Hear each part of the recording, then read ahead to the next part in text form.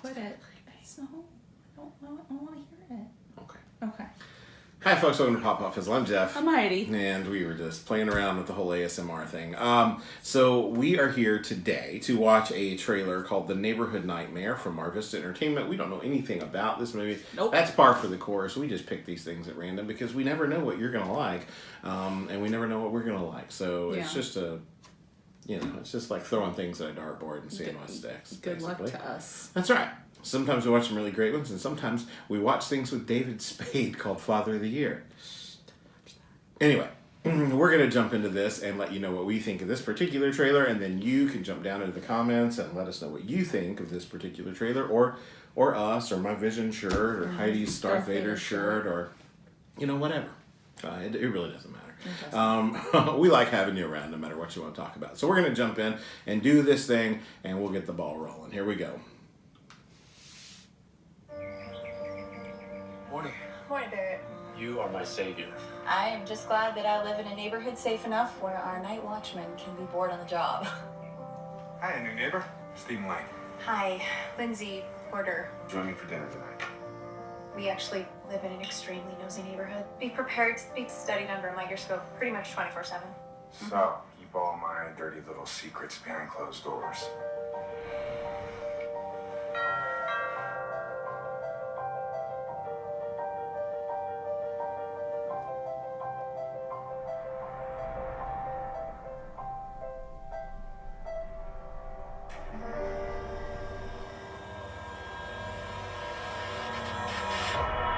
Anyone want to share where this came from? That's kind of an inappropriate accusation. Well, we'll do something like that. Who do you think has a problem with Miss Porter's relationship with the next door neighbor?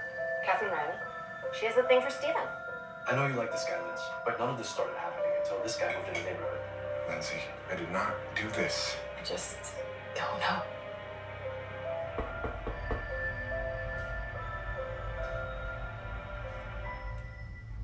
What the hell's happening?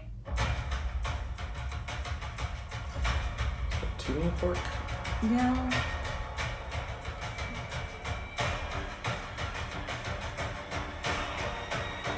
Do you think it's him? I just don't know anymore. Lindsay? What is going on?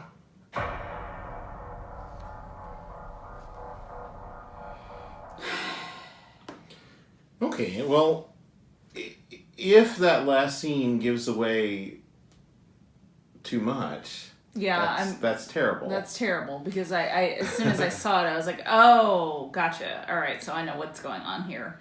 So Now, here's my thing with movies like this, and I want to be careful how I say this because the people who worked on this film, from directors to actors to crew, all appear to have given their best effort in this situation to make an entertaining whodunit kind of thriller movie.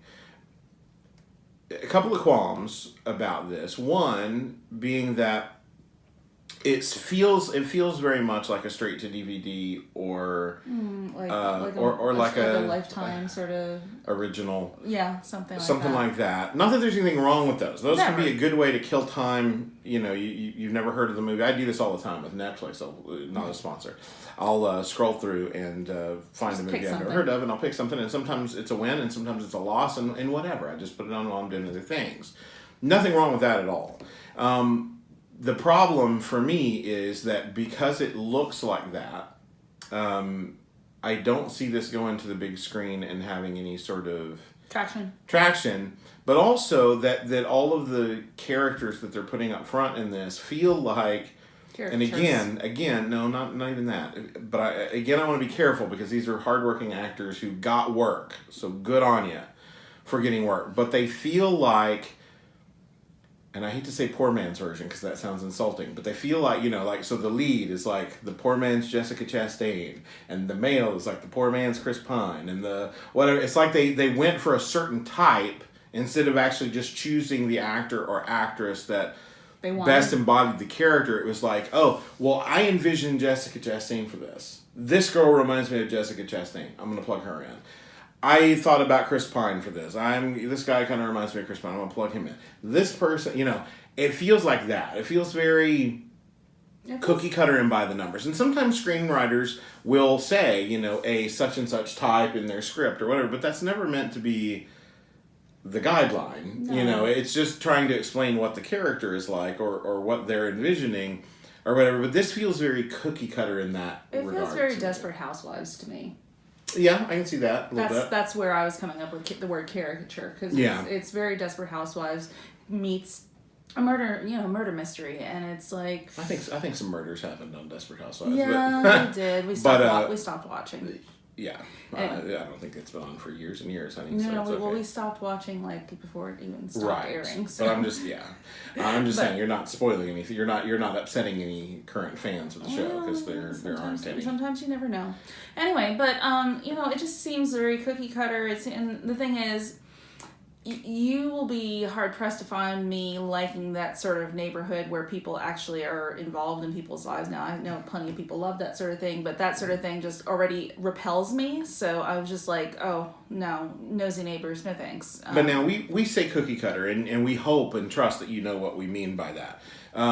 Cookie cutter doesn't necessarily mean bad. It just means that it feels like we've seen it before, and it feels like it was there was a formula at play, not only for the story itself, but for the types of characters that would be in it. Well, I mean, the reality is that we don't sit around and make cookies from scratch. We buy pre-made cookies that are cookie cuttered and whatever. So there's nothing wrong with that. I make cookies from scratch. Sometimes. But the point is that just because something follows the formula doesn't always mean that it's bad. It just stands out as something that looks like it's following. So it's that in itself just makes me not as interested. Now, like Jeff said, people have worked hard on this. It looks good. It doesn't look like it was some film students trying. It was not like the bad stuff that we've seen other movie review channels. It looks like they're trying. Absolutely. It absolutely looks like they're trying. They did some good work on that, but it's just not something that would necessarily interest me. And by this trailer, if it goes by the numbers, then we kind of already know who done it. And let me jump back to the actors for a second. You can't help it if you're a Jessica Chastain type, and you can't help it if you're a Chris Pine type or whatever else. And you know that Hollywood does that to you. It puts you in little categories and tries to lock you in. And if you're somebody like Chris Pratt, you try to fight against that. You go from being the schlubby funny guy to being an action star, and you get yourself in shape and you do whatever. And there are ways to fight against this, but you can't help it if people associate you with a certain kind of thing. These actors shouldn't be blamed for that. They just took a job and are doing their thing. Good for them. And good for them. And if this movie is great, then it doesn't matter. And if the movie is not great, then they just took a job and did their best, and it's not on them. Yeah. Movies can fall apart in editing. Movies can fall apart from direction. Movies can fall apart from not being promoted the right way. I mean, there's all sorts of problems that can happen. Poorly done trailers for them. Right. Now, I hope that this trailer was misleading. I really do, too. I really do hope that they didn't give us the resolution in that last scene. It feels like they did. Yeah. So I'm hoping that's a mislead. Yeah. But who knows? We won't know until this thing is available somewhere and somebody sees it. So I don't know. I was going to say, we'll never find out because I'm probably not going to watch it. Probably not something that we'll see. But it doesn't look like the worst thing ever. And sometimes you get these things because, like I said, you just want something fun to watch and kind of turn off your brain and kill 2 hours and enjoy yourself. Just something to throw on the screen. Yeah. Nothing wrong with that. Anyway, those are our thoughts, like them or not. And no offense to Mar Vista or any of the people involved in the production of this film. It just doesn't strike us as something that's not really for our us. thing. So sorry, guys. Yeah, but you let us know what you think down in the comments below. And if you like this video, hit that thumbs up. And consider subscribing to the channel. If you're already subscribed, then hit that bell icon so you can be notified the next time we drop one of these. And until the next time we join you. Bye. Bye.